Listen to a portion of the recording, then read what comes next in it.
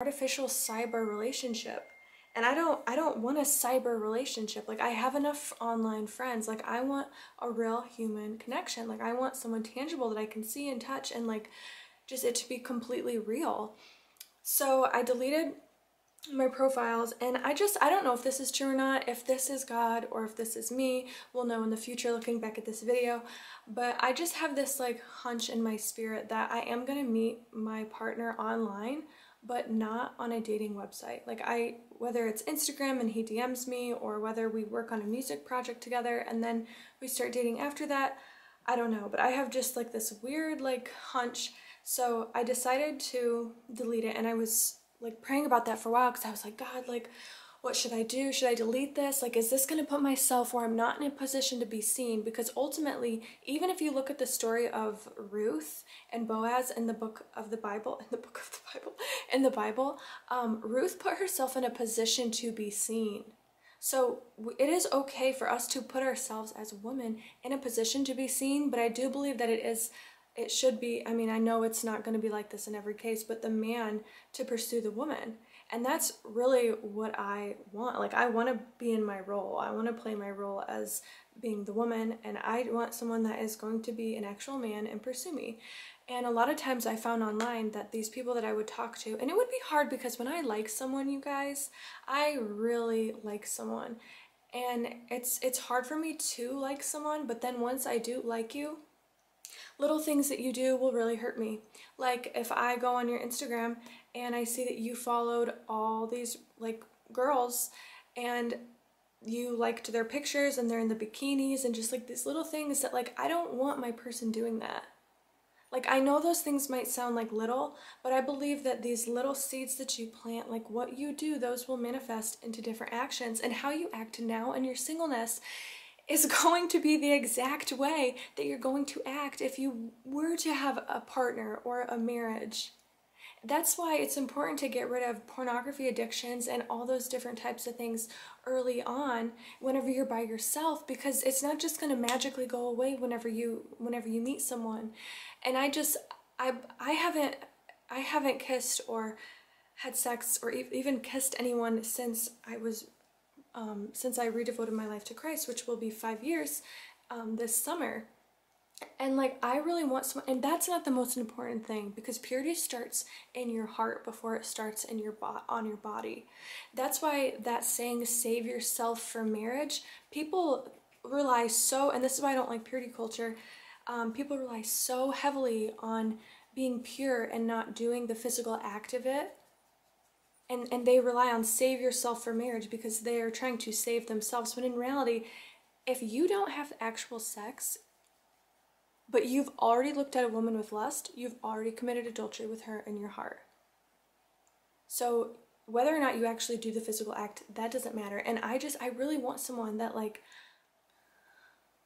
call me really old-fashioned, and I'm not perfect, and maybe, you know, I'm sure I've probably hurt people's feelings too, I don't know, but like, I really want someone that I don't have to worry about those little things. Like, I don't have to worry about, I was watching That's Whoa podcast with Sadie Robertson and this guy that she had on the podcast, and it was like dating a person with character.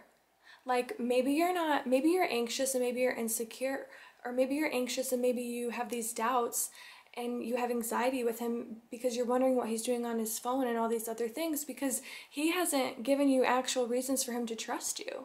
And it's so easy with social media. Like, it like completely wrecks me, you guys, when I like someone and I go on their Instagram or I go on their social media and I see with public information, because it's all public information, so girls, check to see who, and this is to protect your heart. Like, you don't have to be crazy about it, but who are they following? Especially after they so-called told you that they like you. They're gonna go follow Rachel, Ashley, Elizabeth, Hunter, like all these other girls, and like all their pictures. And then it's like some of the girls that these Christian guys follow, it's like they post these bikini pics and these just very scandalous things. And like, I personally, if you're fine with that, whatever, but like, I cannot talk to someone that likes those pictures, because it will always make me feel like I'm never good enough for you. You will never learn how to give that to God. And I just will always be thinking about if you're thinking of other people, because you like these things on their Instagram and on their social media. So I just decided that the online dating profiles, it's so based on looks, and while I do want to be attracted to my partner 100,000%, I don't like the idea of me like deciding if I like someone based on their profile, and then it's like you have to give it's like how many people should I give a chance to? There's so many people that DM me. It's like, oh my gosh, it gives me terrible anxiety, and then it's like the guys that I choose, they end up screwing me over and hurting me, and my heart is so tired. Like I literally can't do it. Like I'm not perfect, but I just can't do it, you guys. So I don't know what your experience has been, but I wanted to share that with you because the world of online dating, why am I like dancing? The world of online dating, I believe it's toxic.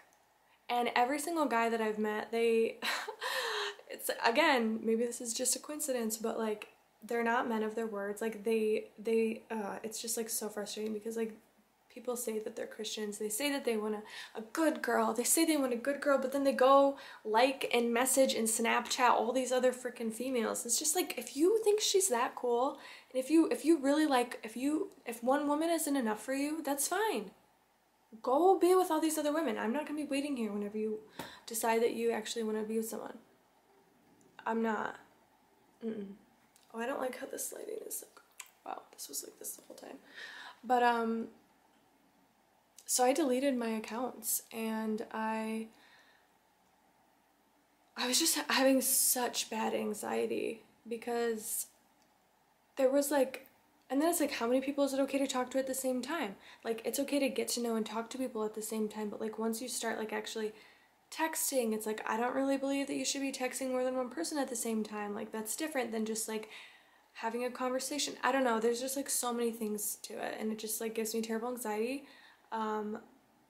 Like when people fall short of their words, it just like, even like little things, like if someone's like, oh, I'm gonna call you, and then they don't call you, like just like little things that that maybe guys don't think are a big deal, but to girls, like if you're trying to earn someone's trust, like those little things make a huge difference in us wanting to open up to you. And a lot of the times we really want to open up, but we've been so damaged and let down and betrayed and hurt that we literally can't do. And this is what I tell people that have tried to talk to me recently. I'm like, I can't do it. Like, I'm so hurt. I literally can't do it because I get sick.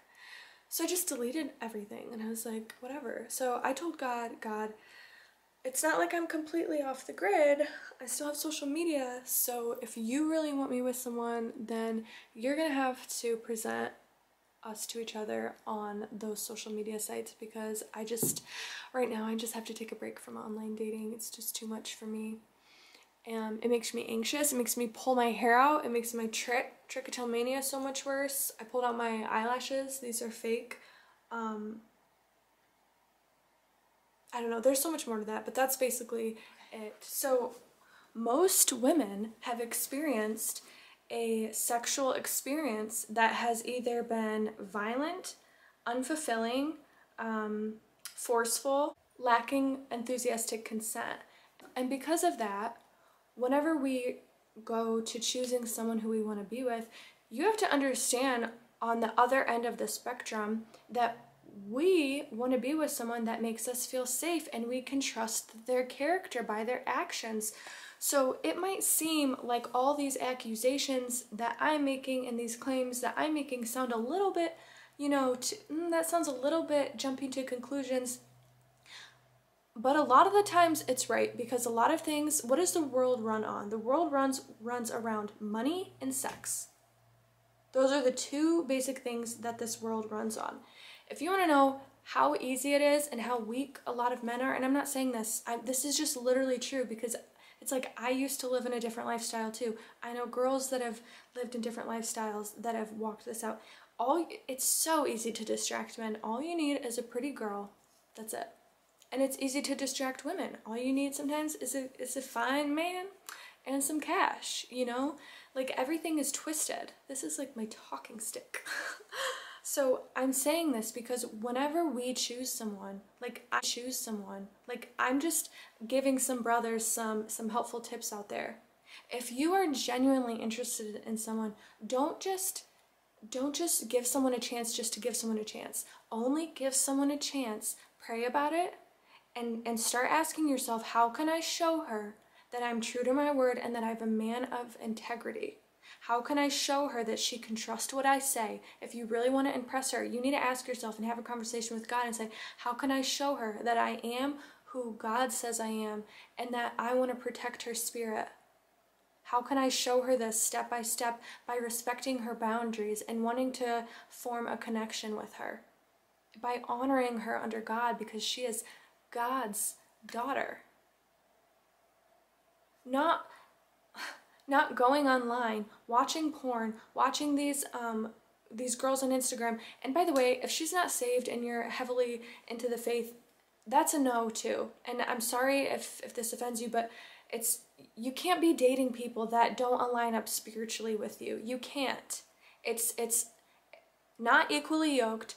I believe it's sinful, and they're going to pull you down and distract you because you need someone that you can run the race with. You need someone that is going to lift you up whenever you're going down, not going to pull you down completely because you see things completely different. Because how you view sex, money, religion, how you view all of these things is going to manifest and develop in how you decide to grow as a couple and how you decide to grow your family and how you ultimately live your lives. Are you living your life to glorify yourself, or are you doing it to serve the other person? Because that's the whole relationship idea and why God created service and relationships too. It's a life of service. So choose your partners wisely, not whitely. They don't have to be white. That totally came out wrong. Whatever race they are, that's awesome. Choose your partners wisely. I'm having a hard time. Wisely, and make sure that you are taking a season of rest and get off the apps if God's telling you to get off the apps. All right, guys, I will see you in a minute. Get yourself a dog. Get yourself a doggy dog. Look at him. Oh, you're so cute and scrumptious. I call him my little lamb chop. You're my little lamb. Oh, I love him. Look at him. He's so cute.